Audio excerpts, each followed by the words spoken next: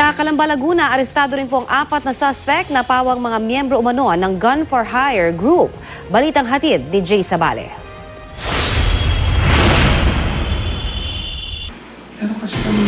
Iba't ibang klase ng baril at mga brand new na bala ang nakuha mula sa 4 na lalaking pinaghihinalaang Gun for Hire sa Barangay Punta, Calamba, Laguna, alas 9 kagabi. Nahuli ang 4 matapos may magsumbong sa mga pulis na may 4 na kahina-hinalang magkakaangkas sa 2 motor na umaaligid.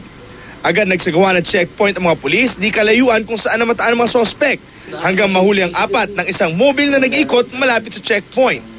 Nang nakita na raw ng mga nakasakay sa mobil ang mga sospek, agad nilang pinahinto ang mga ito. Di raw napansin ang mobil dahil madilim at patay ang blinker. Di na rin nagawang manlaban ang mga sospek kahit armado ang mga ito dahil nabigla sila at mahaba ang dalang baril ng mga arresting officer.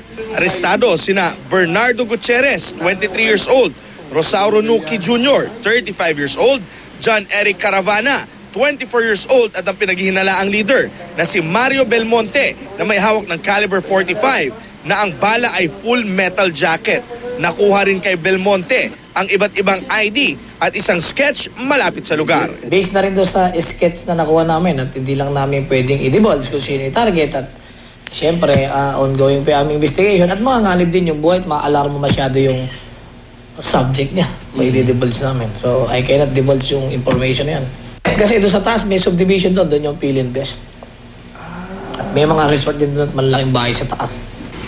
Sa ngayon ay nasa kustodiya na ng Calamba PNP ang 4, maging ang mga nakuhang ebidensya sa kanila, tumanging magbigay ng pahayag ang mga sospek. Patuloy ang investigasyon ng mga otoridad sa posibleng nasa likod ng mga sospek.